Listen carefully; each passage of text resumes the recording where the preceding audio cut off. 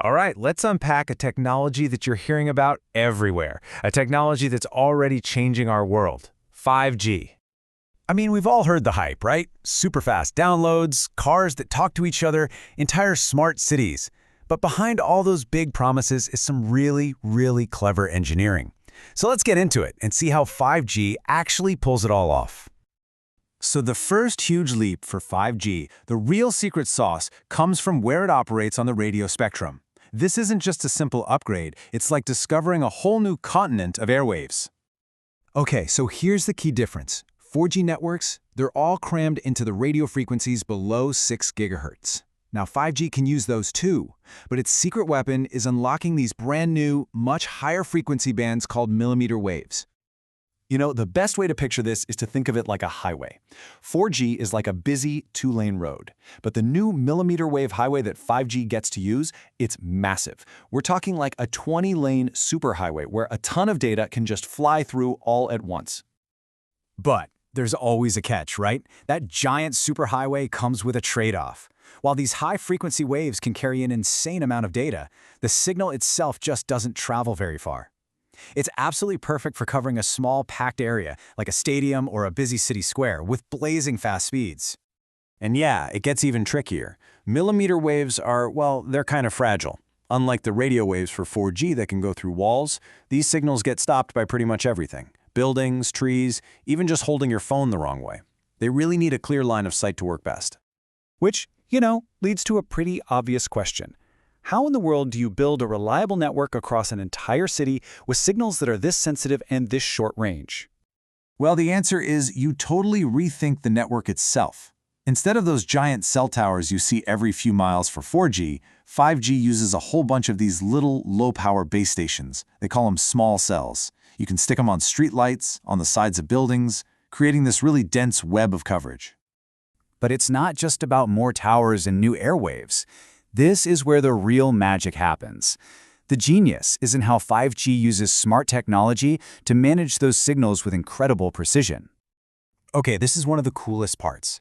Think of a 4G tower like a big floodlight, just blasting its signal out in every direction, wasting a ton of energy. 5G is way smarter. It uses a technique called beamforming, which is more like a spotlight. The tower finds your phone and shoots a focused beam of data directly to you. It's faster, way more efficient, and it causes less interference for everybody else. So how does it make all those super precise spotlights? With another game-changing idea called massive MIMO. That stands for multiple input, multiple output. And when they say massive, they are not kidding. A 4G tower might have, a dozen antennas? A 5G base station can have 100, sometimes even more. It's this huge array of tiny antennas that lets it handle so many more people at once and do that amazing beamforming trick we just talked about. And this table really shows you what that means. Just look at these numbers. It's staggering. As you add more antennas, the potential data capacity just goes through the roof. We're not talking about a small improvement here. This is an exponential explosion in speed. So we've got the how. We have the new airwaves, the dense network of small cells, and these super smart antennas. But why? What does all this tech actually let us do? Let's look at the new world this stuff unlocks. This number right here is everything. 1 million. That's how many devices a 5G network can handle in a single square kilometer. For comparison, 4G might handle a few thousand. This incredible density is what makes the true Internet of Things possible. And you can kind of think of this in two big buckets. On one side, you have massive IoT. This is for connecting billions of simple, low-power gadgets like sensors on a farm or smart water meters. But then you have critical IoT. This is for stuff that absolutely, positively cannot fail and needs to communicate instantly. That critical IoT depends on something called URLC, Ultra-Reliable Low-Latency Communications. It's a bit of a mouthful, but as this quote says, it's all about sending small, crucial bits of data with almost perfect reliability and practically zero delay. So what can you do with that? For one thing, it makes augmented and virtual reality feel, real.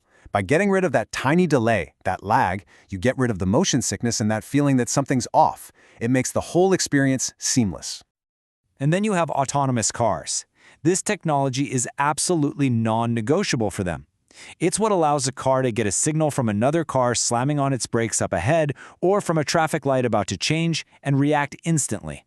It's a cornerstone of safety. And the potential from there is just incredible. I mean, we are talking about a surgeon in New York performing a delicate operation on a patient in California by controlling robotic arms with no lag whatsoever. That's what this kind of reliability and instant response makes possible. Okay, let's bring it all home. It's pretty clear by now that 5G is so much more than just a speed boost for your phone. It's a fundamental reinvention of what a wireless network can be. So let's just recap the whole thing real quick. 1. 5G opens up new high-frequency millimeter waves for huge capacity. 2. It uses a dense network of small cells to make sure you're always covered. 3. It uses beamforming and massive MIMO to manage all that data like a genius traffic cop. And 4. The result is a network that's not just fast but super responsive and can connect pretty much everything. When you boil it all down, the main thing to remember is this. 5G is the foundation. It's the invisible platform that the next generation of technology, the real Internet of Things, autonomous vehicles, immersive realities, it's what all of that is going to be built on. And that really just leaves us with one final exciting thought. The network, the tools, they're here. They're being built out as we speak. So the real question is, what are we going to build with them? The amazing part is just getting started.